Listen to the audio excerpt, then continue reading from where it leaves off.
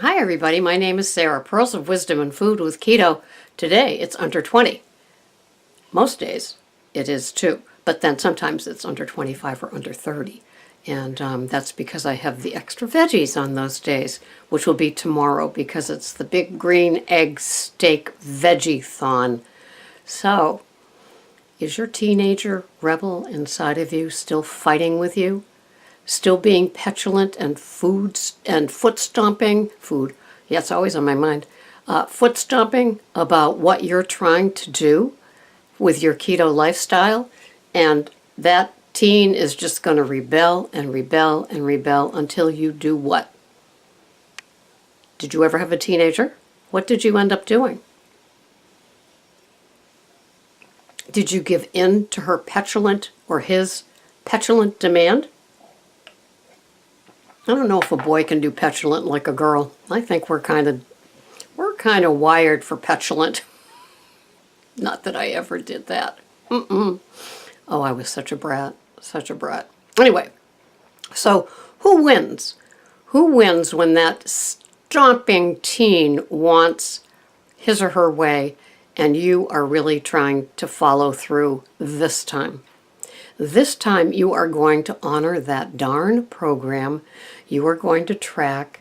You are not going to be swayed by what they think is a good idea and the whining and that awful behavior until you finally say, fine, if that's what you want. Is that what you want? Will it make you happy? No, maybe not. So how do you get those boundaries in place? And this is all inside your head, right? This has nothing to do with anybody else on the planet. And it goes on with so many of us. And then we might be a victim, because that always comes next if you're not really ready to take the reins and be the adult in the relationship. And you can blame it on anything. You know, you can blame it on the petulant teen. You can blame it on it was there. You can blame it on being so emotionally stressed out that you just took that bite and just said, tomorrow I'll be better, or at dinner I'll be better, or I'll track it and then I can see, and then I'll feel it. Have you ever done that? And it didn't matter anyway? Yeah, I know how that goes too. So you got to be true to yourself, and you got to make sure, you gotta, it is suggested strongly that you have the wheel of your car.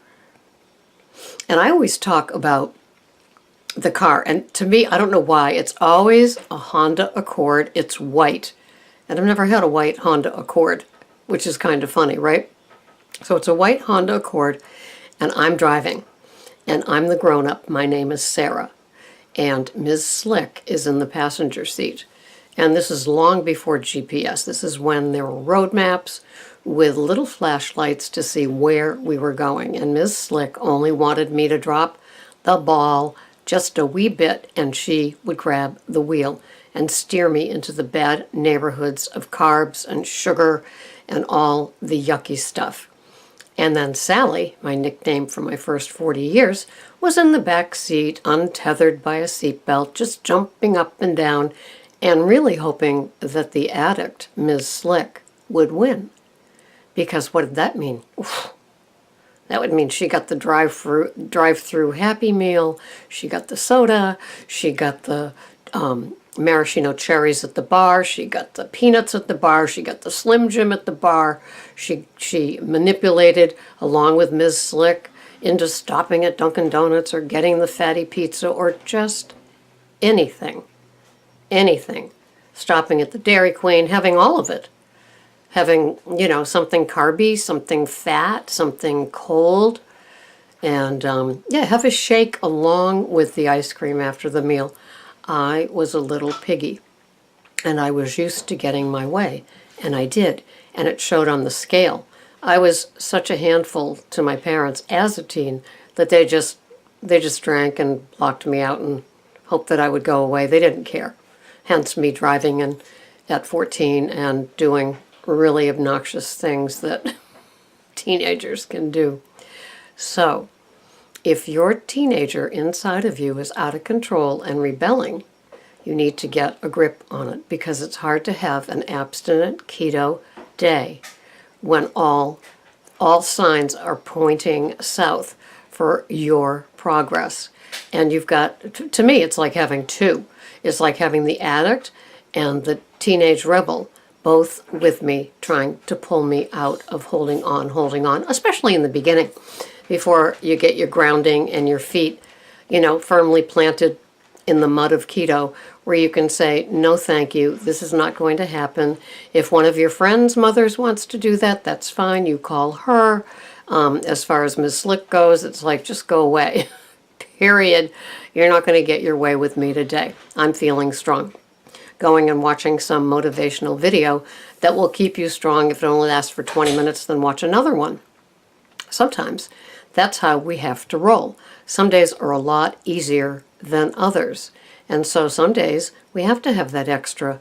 For me, it's like I'll have that third cup of coffee. I'll make it decaf, and, I'll still have 7 grams of butter or coconut oil and 7 grams of, 1 tablespoon of heavy whipping cream, or 2 tablespoons of organic half and half.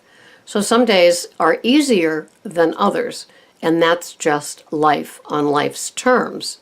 But if you're getting swayed and pulled over and manipulated and annoyed with just the things going on in your own personal life, this is not even having the boss, having the mother, having the significant other, having the real children drive you crazy, right? This is just you and it within you that are just, they just don't want you to succeed today. And some days, like I said, are easier than others. Sometimes it's hormonal, sometimes it's lack of sleep, sometimes it's too much stress, sometimes it's piling the plate too much. There are all kinds of stressors that we face today. We don't have saber-toothed tigers chasing us. We don't have lack of food like they might have in other times. But we have stresses like your computer goes down, like somebody's annoying you on your cell phone and you can't get away with it from it. You can't answer their calls. You're at work. You're trying to do the right thing. Or worse, you left your cell phone at home and you're a joneser for your cell phone, and somehow the cell phone must have come free from the Velcro holding it. And so, yeah. Or in our case, we got scammed, and I was allowing the perpetrator in. That was 2 or 3 days of HE hockey stick. That was not fun, but we got it all corrected and fixed, and woo! They were that good. And the computer place we bring all of our problems, they said they are that good. So, and they are that good. So I was duped, and I learned my lesson, but fortunately we got to stopping accounts before they got to us. But yeah, there's a little stress. I did not eat at it. It's funny, last night, after all was said and done, everything was all taken care of, the stress was over, I wanted Panucci fudge. I just wanted Panucci fudge. That's all. Well, fortunately, this house doesn't contain any of that, so I couldn't, and the thought was fleeting. It might have been there for a few seconds, but it was fleeting, thank goodness, and I got rid of it. And besides, all the things were in place that, to me, say no more food. Part of how I cured my nighttime eating habit. I'd had my last bite. I always have a big old glass of lemon water afterwards. I have a magnesium, I have a potassium, and I have a probiotic after that. Then I floss. That's another way to do it. And then I brush. So I was done for the day. Those are my little shutdown things, like a baby needs a bath and a story and a tuck, right? So I had already done my shutdown, anything except talking with my mouth, and so there's no more getting through. And that's how I deal with it. But have you met your rebelling teenager? Have you met your addict? Do they have names? Well, my rebelling teenager still has the name of Sally, even though it started as obviously a little kid. But Sally goes all the way up into her teen years, and yeah, she doesn't like seatbelts either. And Ms. Slick, who is my addict, always, those two are always my shadows. When I look behind me or down, they're there, and they need to be contained like little troublesome things that they are. Some days are easier than others. How do you find your days when they're troublesome? What do you put in place to remain abstinent the entire day? So you can go to bed and say, yes, another abstinent day. This has been Sarah, Pearls of Wisdom and Food, just introducing you to my family. They all kind of look the same, too. Thanks for watching. See you next time. Bye-bye for now.